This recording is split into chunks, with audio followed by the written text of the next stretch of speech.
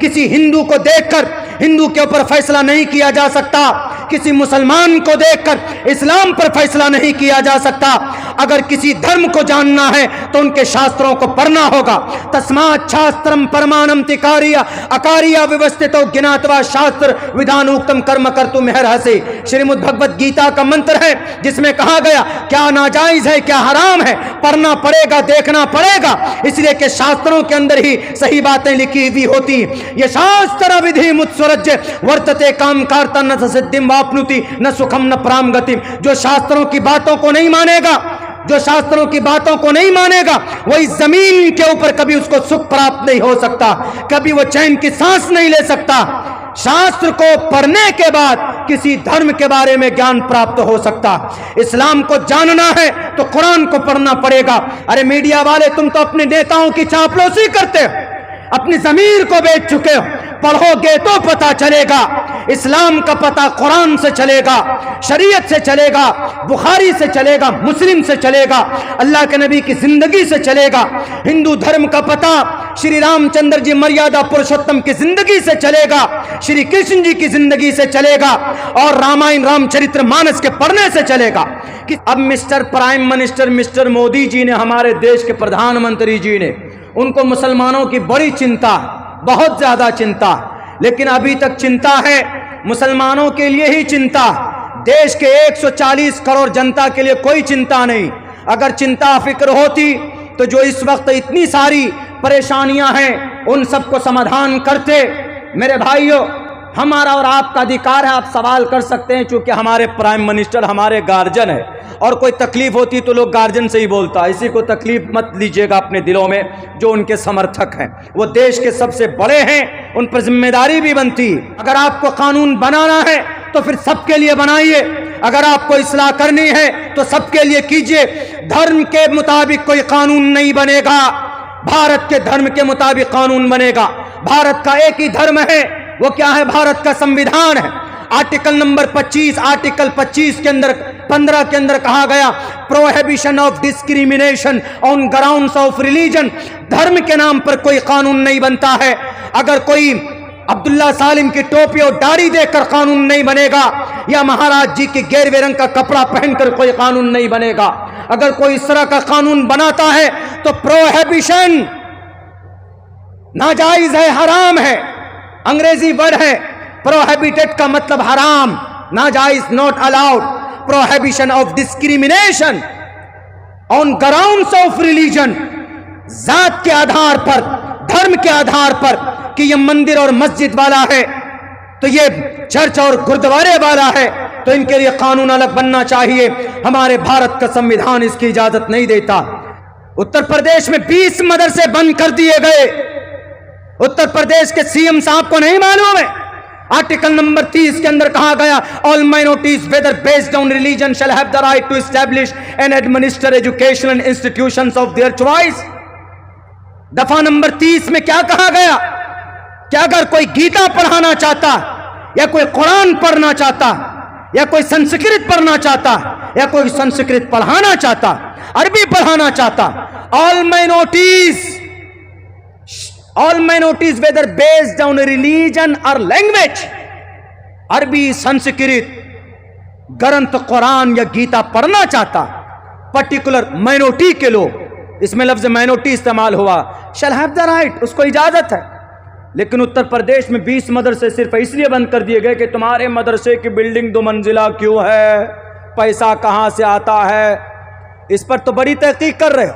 मकतब में, मस्जिद के छत पर नमाज हो रही कि नहीं हो रही है, ये सब नंगा नाज उत्तर प्रदेश में हो रहा।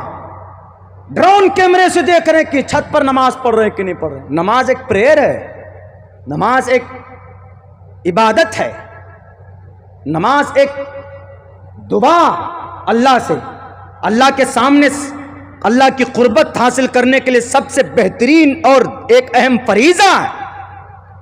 ड्रोन से देख रहे हो, आतंकवाद तो देखे नहीं जाते तुमसे ड्रोन से।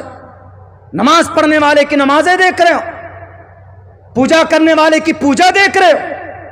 वरना कल की मैं बात बताऊं, कल मैं ट्रेन में था, ट्रेन से उतरा, एक लेडीज थी, हिंदू लेडीज थी। 1 मिनट में बात पूरी करता हूं। हिंदू लेडीज़ थी, बच्चे थे छोटे और बहुत ज़्यादा परेशान थे। हमने कहा आप परेशान मत होइए, हम आपको लेके जाते हैं। मैं मुसलमान, टोपी और दाढ़ी वाला, और वो एक हिंदू लेडीज़ है। अगर धर्म के मुताबिक बात करो तो क्यों हम उसकी मदद करें। लेकिन मैं उसकी बैग उठाकर लाकर बस तक पहुंचाया। ये आशिक मियां मौजूद है, पूछ लीजिए। हम आ रहे थे उत्तर प्रदेश से, गाजीपुर से प्रोग्राम करके, दिल साहब साथ में थे। तो अगर हम धर्म को देखें, वो तो हिंदू लेडीज थे, मना नहीं, हम उसकी मदद नहीं करते, जाओ तुम जानो, तुम्हारा धर्म हिंदू है। हम सबका पहले भारत के अंदर जो धर्म है वो मानवता का धर्म है, इंसानियत का धर्म है। वो ब्रेक नहीं होना चाहिए। और बल्कि हम लोग इत्र इस्तेमाल करते हैं, हमने कभी जन्नतुल फिरदौस कर लेते हैं, कभी ऊद कर लेते हैं, कभी कुछ कर लेते हैं। तो एक लेडीज़, उम्र दराज लेडीज़ थी, उनकी पूरी टीम थी बैठी हुई वहीं पे ट्रेन में। उनमें से एक बोली कि मौलाना साहब आपकी खुशबू जो आप लगाएं हमको बहुत अच्छी लग रही। हमने कहा कि वो फिर बोल पड़ी कि आपके पास एक्स्ट्रा है क्या। हमने कहा कि आप ले लीजिए, एक्स्ट्रा नहीं, जो हम लगाए वो आप ले लीजिए, रख लीजिए। हमने कहा कि आप कहाँ जा रहे हैं, बोला कि हम कामाख्या तक जाएंगे। तो हमने कहा कि कामाख्या देवी, कामाख्या का नाम ही पड़ा है, कामाख्या देवी, माता कामाख्या देवी के नाम पर कामाख्या शहर का नाम कामाख्या पड़ा। बोला मैं उसी दर्शन के लिए जा रही। मैंने कहा कि ठीक है, ये मेरी तरफ से गिफ्ट है आपके लिए, आप लेकर जाइए। ये कोई मुबालगे की बात नहीं। मैंने उसको दिया और खुशी खुशी लिए, बोला भैया पैसा ले लीजिए। मैंने कहा कोई बात नहीं। तो ये माहौल होना चाहिए भारत के अंदर में। इतनी नफरती माहौल पैदा कर दिया गया है कि भारत के अंदर कभी कभी ट्रेन में इधर बैठिए, इधर में कोई सनातन धर्मी बैठा है तो वो ऐसा समझता है कि भाई यार ये कौन मुल्ला जिहादी आ गया पास में। कभी कभी ऐसा भी हो जाता। तो ये पैदा किया गया है सोशल मीडिया के ज़रिए से। ये नहीं होना चाहिए, मिलकर रहना चाहिए सबको इस देश के अंदर, और तभी हमारा ये देश तरक्की करेगा। अल्लाह के नबी की हदीस है, हज़रत अबू हुरैरा रिवायत करते हैं, अबू दाऊद की हदीस है, इज़ा मातल इंसानु इनक़ता अन्हु अमलुहु इल्ला मिन सलासा इल्ला मिन सदक़तिन जारियतिन, सदक़े जारिया यानी अल्लाह के रास्ते में कुछ चीज़ कुर्बान कर देना, कहीं पर कोई कुआं लगा देना, कहीं पर कोई ज़मीन दान कर देना, कहीं पर किसी ज़रूरतमंद के लिए घर बना देगा, इसको सदक़े जारिया बोलते हैं और इसी को वक्फ कहा जाता है। और इमाम शाफी फरमाते हैं कि इस ज़मीन पर सबसे पहले अगर किसी ने वक्फ किया है तो जनाब मोहम्मद रसूलुल्लाह सल्लल्लाहु अलैहि वसल्लम ने वक्फ किया। उसके बाद हज़रत उमर फ़ारूक ने खैबर की सबसे कीमती ज़मीन को वक्फ किया। उसके बाद हज़रत उस्मान ने 30,000 दिरहम के अंदर बीर रूमा एक कुएं को वक्फ किया। उसके बाद हज़रत मुआज़ बिन जबल और दूसरे सहाबाए कराम, कई सहाबाए कराम है जिन्होंने अल्लाह के रास्ते में कौम के फ़ायदे के लिए, नफ़ा के लिए, उनको फ़ायदा पहुँचाने के लिए ज़मीनें वक्फ की है, प्रॉपर्टी वक्फ की। इसलिए हमारा ताल्लुक़, वक्फ का ताल्लुक़ हमारी शरीयत से भी है और भारत के संविधान से भी।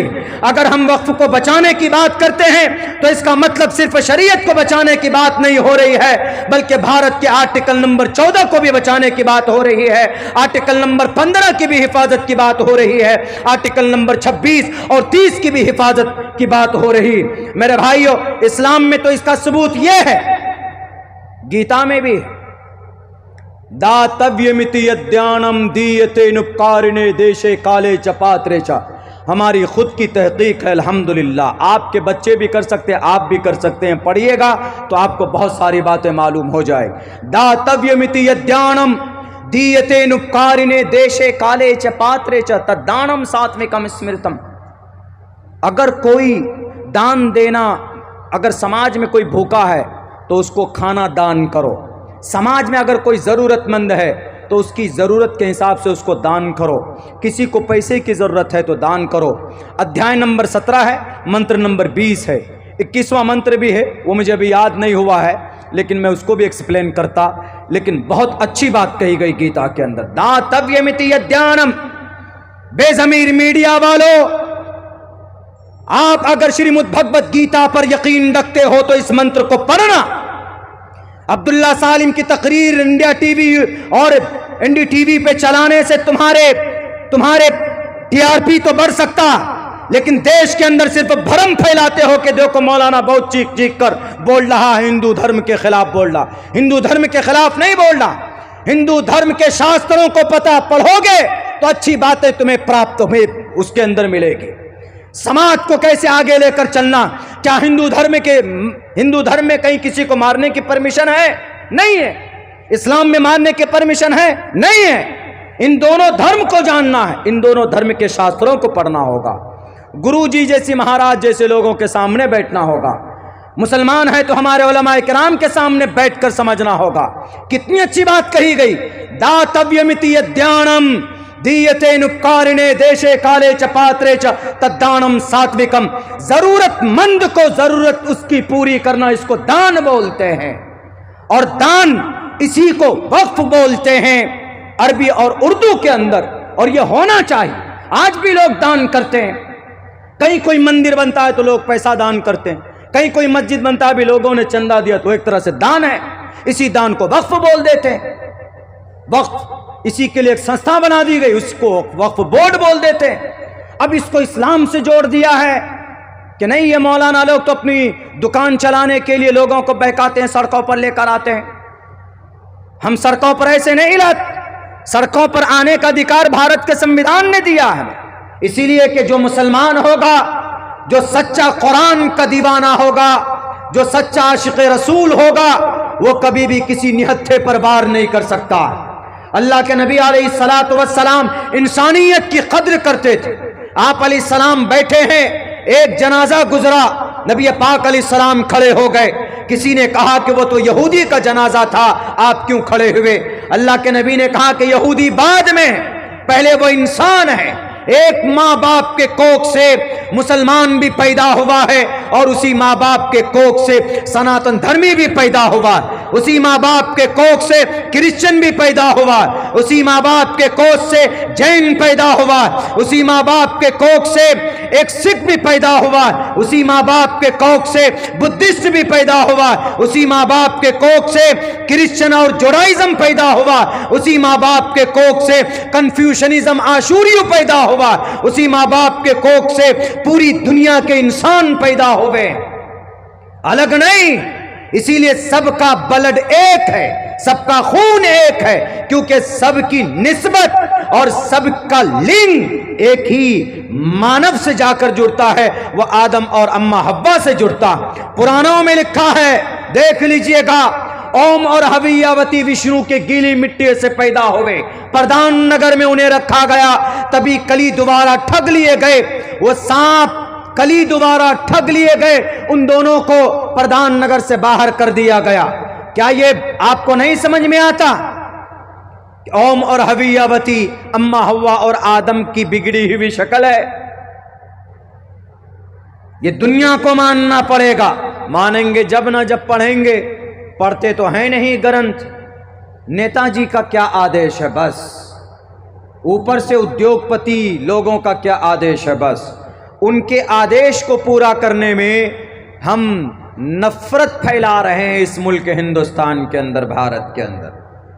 वरना अगर किसी भी धर्म को जानना हो, सनातन धर्म को जानना हो, तो ऋग्वेद पढ़िए, यजुर्वेद पढ़िए, सामवेद पढ़िए, अथर्ववेद पढ़िए, रामायण पढ़िए, महाभारत पढ़िए, पुराण पढ़िए, भविष्य पुराण पढ़िए, कल्कि पुराण पढ़िए, मत्स्य पुराण पढ़िए, भागवत पुराण पढ़िए, श्रीमद् भगवत गीता पढ़िए। श्रीमद् भगवत गीता में इतने अच्छे अच्छे श्लोक मिल जाएंगे, तो मैं अपने स्कूल में बच्चों को कभी कभी पढ़ाता हूं। पढ़ो, क्यों? अच्छा पैगाम है इसके अंदर। अहिंसा सत्यम करोदस्तयागा, अहिंसा जुल्म नहीं होना चाहिए, सत्यम सदा सत्य बोलो, करोदस्तयागा गुस्से को थूक दो, शांति इसी से आती, शांति रपैश्वनम दया भुलेश्वलूप तवम हीर चापलाम, इसी से शांति आती। सैकड़ों जगह पर है जनाब, अच्छी बात है, लेकिन इस्लाम में इसकी परमिशन, इसकी इजाजत अगर होती तो नबी पाक अलैहिस्सलाम के बाजुओं में इतनी ताकत थी कि जब बिलाल हबशी को मारा जा रहा था, जब बीबी सुमैया के जिस्म के 2 टुकड़े किए गए थे, जब खब्बाब को अंगारों पर लिटाकर भून दिया गया था, और जब हजरत जुबैर की आंखें निकाली गई थी, उस वक्त अल्लाह के नबी अलैहिस्सलाम अपनी ताकत का मुजाहरा करते। पूरी दुनिया के अंदर ये बात कसम खाकर कही जा सकती कि जनाब मोहम्मद रसूलुल्लाह से ज्यादा बाजुओं में आज तक किसी योद्धा के बाजुओं में ताकत नहीं। आप अलैहिस्सलाम ने रुकाना जैसे पहलवानों को एक हाथ से पकड़कर ऊपर से नीचे पटक दिया था आप अलैहिस्सलाम ने, लेकिन 13 साल तक नबी पाक अलैहिस्सलाम जुल्म को बर्दाश्त करते रहे, लेकिन आप अलैहिस्सलाम ने किसी को एक थप्पड़ तक नहीं मारा। आप अलैहिस्सलाम ने किसी का एक कतरा खून तक नहीं बहाया। और सच्चा मुसलमान वही होगा जो नबी की सीरत पर अमल करेगा। ये सिर्फ बंदूक लटकाकर कलमे के नाम पर किसी को गोली मारने से कोई सच्चा मुसलमान नहीं बन जाता। अरे मेरे नबी ने यह कहा कि अगर तुम्हारे पड़ोस में कोई पड़ोसी रहता है, हिंदू हो के मुसलमान हो, कोई सरोकार नहीं है, अगर तुम्हारे जुल्म से वो महफूज नहीं है तो है मुसलमान तू जन्नत नहीं जा सकता। ला यदखुलुल जन्नत मन ला यअमनु जारुहु बवाइक़हु, you will not enter the paradise if your relatives doesn't save your brutality। अगर तुम्हारे जुल्म से अगर तुम्हारे पड़ोसी महफूज नहीं है तो तुम मुसलमान नहीं। सच्चा मुसलमान कौन होता? अल मुस्लिमु मन सलिमल मुस्लिमूना मिन लिसानिही व यदिही, अल मुस्लिमु मन सलिमन नास मिन लिसानिही व यदिही। सच्चा मुसलमान वही होता है जिसके हाथ पैर जुबान आंख कान सारे सर से लोग महफूज हो, मुसलमान महफूज हो, पूरी दुनिया की मानवता महफूज हो। सच्चा मुसलमान वही। अगर इस तरह की हरकत कोई मुसलमान कर रहा है तो उसके पीछे कोई बातिल ताकत है, पकड़िए उनको और गोलियों से भून दीजिए। इसलिए कि इस्लाम में जुल्म तशद्दुद की इजाजत नहीं।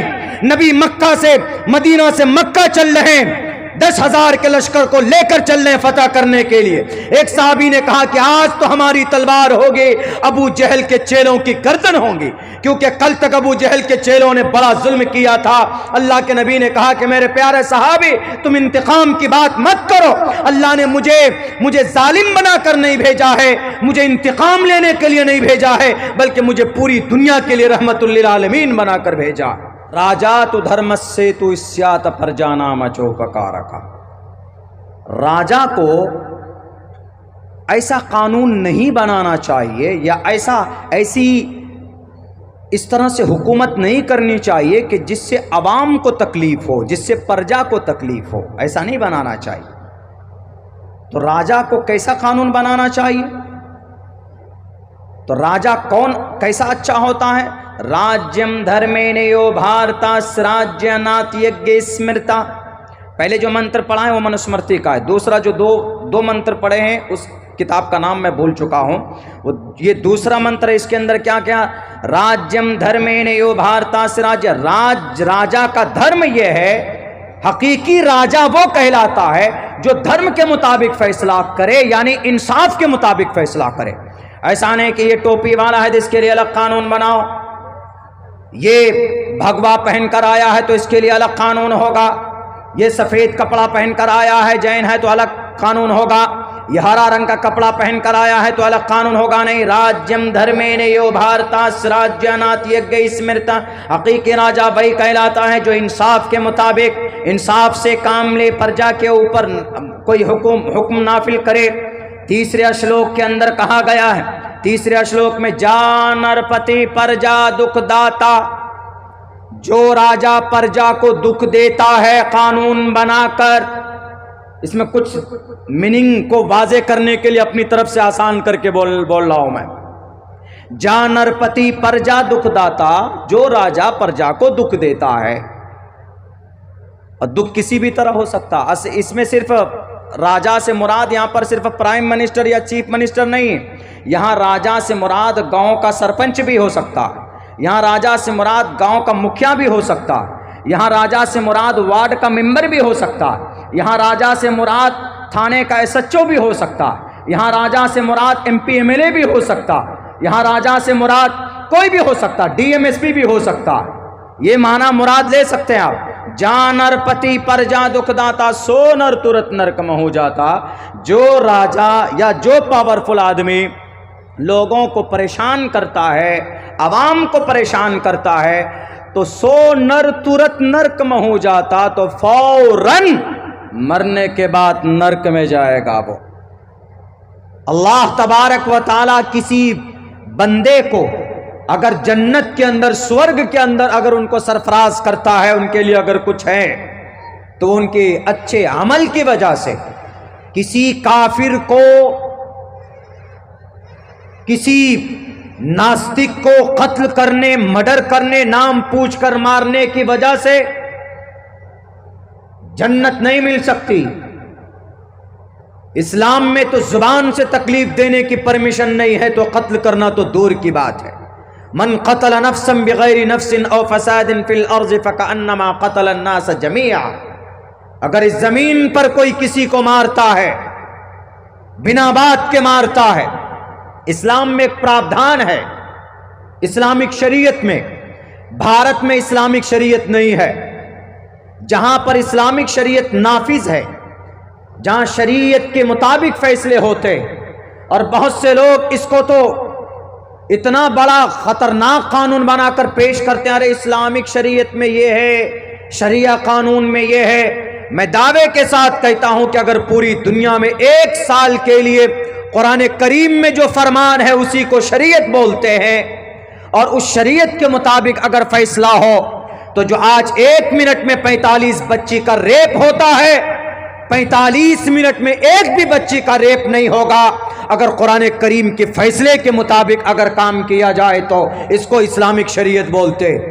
इस जमीन पर मैं दावे के साथ कहता हूं, इस जमीन पर इस्लामिक अकीदे के एतबार से इस जमीन पर सबसे मुक़द्दस जमात सहाबा के बाद अगर कोई है तो हमारे टोटल उलमाए कराम की जमात है। उनमें हुफ़ाज़ भी आ जाते हैं, कारी कुर्रा हजरात भी आते हैं, जो भी शरीयत का जानकार है वो सब के सब आ जाते हैं। वारिसीन अंबिया टोटल के टोटल आ जाते। दोनों के सबूत और दोनों के दलाइल मैंने कुरान और गीता की रोशनी में आप लोगों के सामने पेश की।